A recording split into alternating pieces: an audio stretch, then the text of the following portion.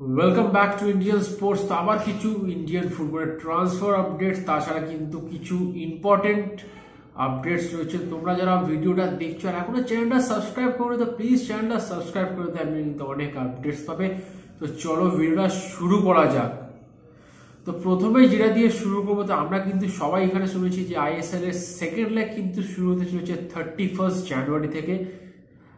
তো এখানে কিন্তু আর একটা ব্রেকিং নিউজ, সেটা হলো ফিফা ওয়ার্ল্ড কাপ কোয়ালিফায়ারের জন্য কিন্তু আইএসএল বন্ধ থাকবে 14 থেকে মার্চের 30 তারিখ পর্যন্ত, কারণ টিম ইন্ডিয়া কিন্তু তার ওয়ার্ল্ড কাপ কোয়ালিফায়ার ম্যাচ খেলবে আফগানিস্তানের এগেনস্টে।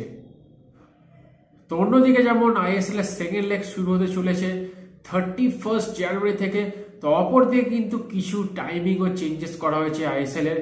যেমনি কিন্তু ফার্স্ট লেগ আমরা দেখে এসেছি রাত 8টার সময় করে খেলা দেওয়া হয়েছিল, বাট সেকেন্ড লেগ কিন্তু দেওয়া হচ্ছে 7:30টার সময়। আর এখানে ফার্স্ট ডার্বি কিন্তু 3 ফেব্রুয়ারি, আর তারপরে কিন্তু সেকেন্ড ডার্বির জন্য কিন্তু সবার এখানে মনে একটা প্রশ্ন যাক যে সেকেন্ড ডার্বিটা কবে। তো সেকেন্ড ডার্বি কিন্তু বেশি দিনের তফাৎ নয়, ঠিক 1 মাস পরেই হবে সেকেন্ড ডার্বি, সেটা হলো মার্চের 10 তারিখে। তো দুর্দান্ত কিন্তু দুখানা ডার্বি ম্যাচ হবে। তো এবার একটু চলে আসে কিছু ট্রান্সফার আপডেটস বা রিউমারও তোমরা বলতে পারো। যেমনি আমি তোমাদেরকে বলেছিলাম সানা সিং, তো সানা সিং এ নেওয়ার জন্য কিন্তু প্রথমে ইস্ট বেঙ্গল ছিল, তারপরে কিন্তু রেস থেকে ইস্ট বেঙ্গল সরে যায়, তো তারপরে কিন্তু রেসে জয়েন করে মোহনবাগান আর ব্যাঙ্গালোর এফসি। বাট এখন যেটা কারেন্ট আপডেট, সেটা হলো সানা সিং নাকি ব্যাঙ্গালোরে লোন ডিলে সাইন করতে পারে। আর মোহনবাগান কিন্তু এই রেস থেকে অনেকটাই সরে গিয়েছে। আর অপরদিকে কিন্তু তারা টার্গেট করছে হর্নিপার রুইবা, তো এইবারে কিন্তু তাকে পাচ্ছি না। তো কামিং সিজনে সামার ট্রান্সফার উইন্ডোকে এই প্লেয়ারটাকে কিন্তু তারা টার্গেটে রেখেছে। আর প্লেয়ারটার বয়স কিন্তু মাত্র 22 বছর, আর তিনি কিন্তু একজন সেন্টার ব্যাক। দেখা যাক কি হয়। তো জুনিয়র মোরেনো, যার মার্কেট ভ্যালু কিন্তু 12 কোটি টাকা, তিনি কিন্তু একজন 30 বছর বয়সী ভেনেজুয়েলার ডিফেন্সিভ মিডফিল্ডার সেন্টার ব্যাক।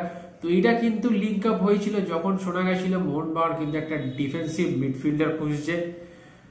তো আপাতত কিন্তু এটা শিওর না আজকে এই প্লেয়ারটা আসছে বা অন্য প্লেয়ার আসতেও পারে। তো সেটা কিন্তু সময় বলবে যে মোহনবাগানের ডিফেন্সিভ মিডফিল্ডার কে হতে চলেছে।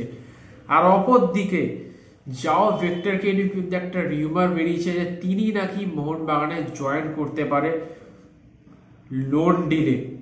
তিনি কিন্তু ডিফেন্সিভ মিডফিল্ডার ছাড়া লেফট ব্যাক আর সেন্ট্রাল মিডফিল্ডার পজিশনও খেলতে পারে। তো তাকে যদি মোহনবাগান নেয় তাহলে কিন্তু টিমের একটা সলিডিটি বাড়বে। তো দেখা যাক কি হয়। তো আজ কিন্তু ভিডিওটা এতটাই ছিল। তো till then good bye, have a nice and enjoy the beautiful game football.